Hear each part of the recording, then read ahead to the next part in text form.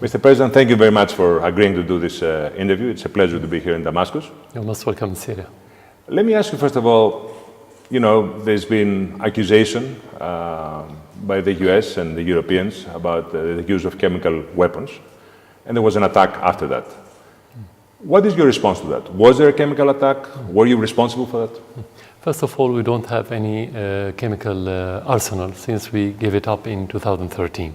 And the International Agency for Chemical Weapons made investigations about this, and it's clear or documented that we don't have. Second, even if we have it, we wouldn't use it for many different reasons. But let's put these two points aside. Let's presume that this army has chemical weapons and it's in the middle of the war. Where should it be used? At the end of the battle? They should use it somewhere in the middle, or where the terrorists made advancement, not where the army finished the battle and the terrorists gave up and said we are ready to leave the area, and the army is controlling fully that area.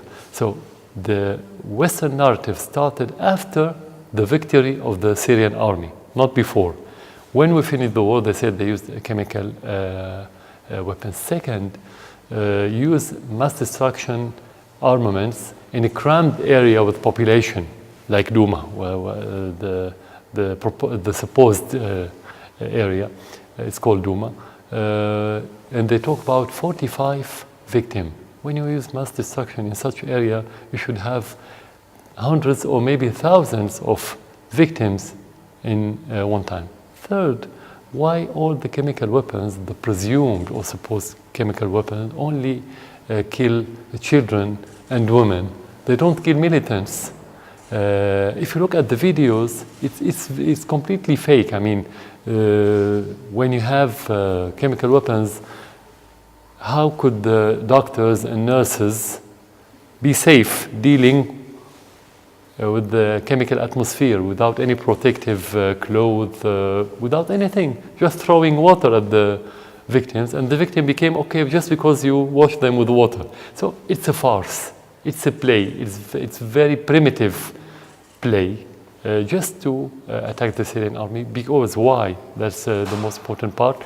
That when the terrorists lost, the US and France and UK and their other allies who wants to destabilize Syria, they lost one of their main cards. And that's why they had to attack the Syrian army, just to raise the moral of the terrorists and to prevent the Syrian army from liberating more areas in Syria. But are you saying that there was an incident of chemical attack and somebody else is responsible, or that there was nothing there? That's the question, because I mean the side who said allegedly that there was a chemical attack, he had to prove that there was an attack. We have two scenarios.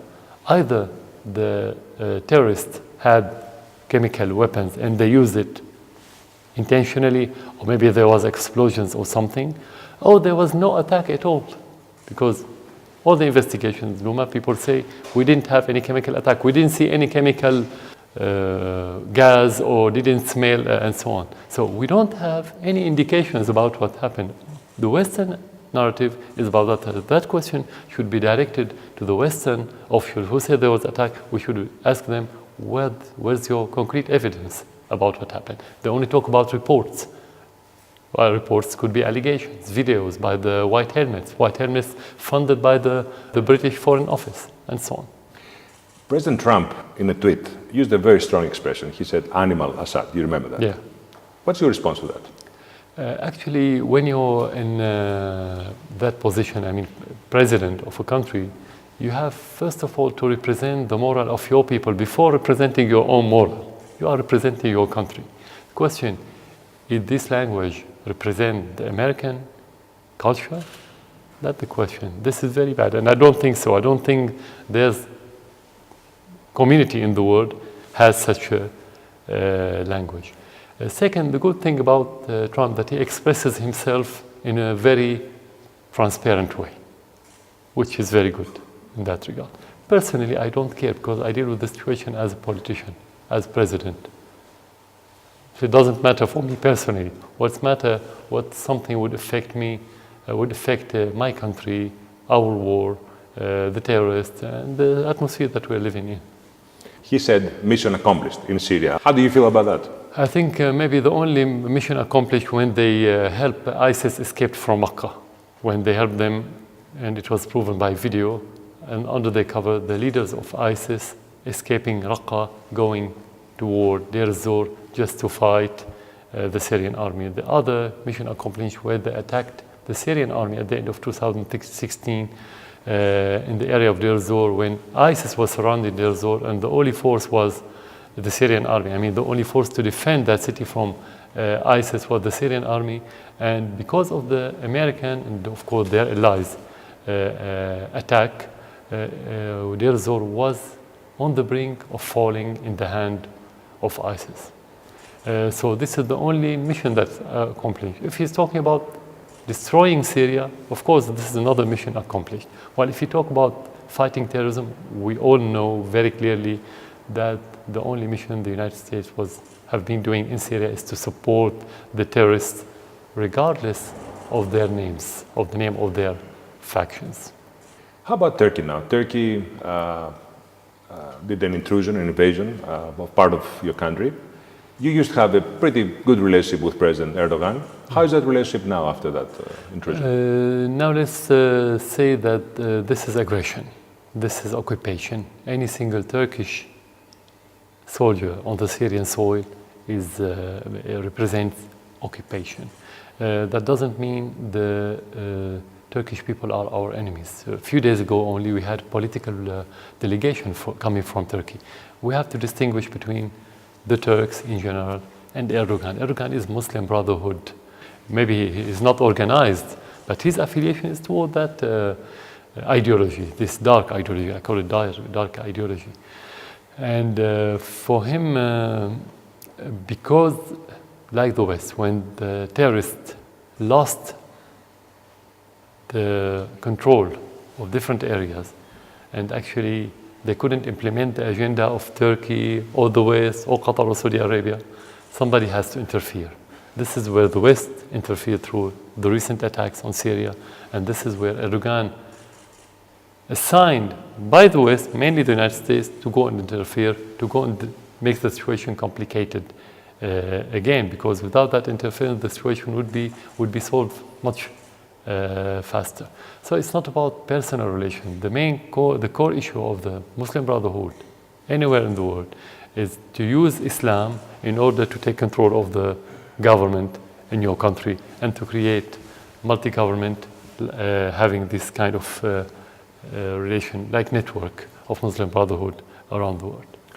In an election campaign rally, he said, I think 2 days ago, that he's going to do another intrusion into Syria. Yeah. How are you going to respond to that if it happens? Actually, since the very beginning of the war, Erdogan supported the terrorists. But at that time, he could hide behind the word protecting the Syrian people, supporting the Syrian people, supporting the refugees. We are against the killing, and so on. He was able to appear as the humanitarian president, let's say. Now, because of these circumstances, he has to take off the mask and to appear as aggressor. And this is the good thing. So there's no big difference between the Turkish head of regime, Erdogan, sending his troops to Syria and supporting the terrorists. This is his proxy. So we've been fighting 7 years, his army. So the difference actually between now and then is the appearance. The core is the same. That time we couldn't talk about occupation, we could talk about supporting terrorists, but this time we could talk about occupation, which is about violating the international law, and this could be the good part of him announcing this. But how can you respond to that? First of all, we are fighting the terrorists, and I said the terrorists for us is his army. They are the American army, the Saudi army. Forget about the different factions and who's going to finance those factions. At the end, they work for one agenda, and those different players obey one master, the American master. Erdogan is not implementing his own agenda, only he's implementing the American. The same for the other country in this world. So first of all, you have to fight the terrorists. Second, when you take control of more areas, you have to fight any aggressor, any army, Turkish, French, whoever. They are enemies. As long as they came to Syria illegally, they are our enemies.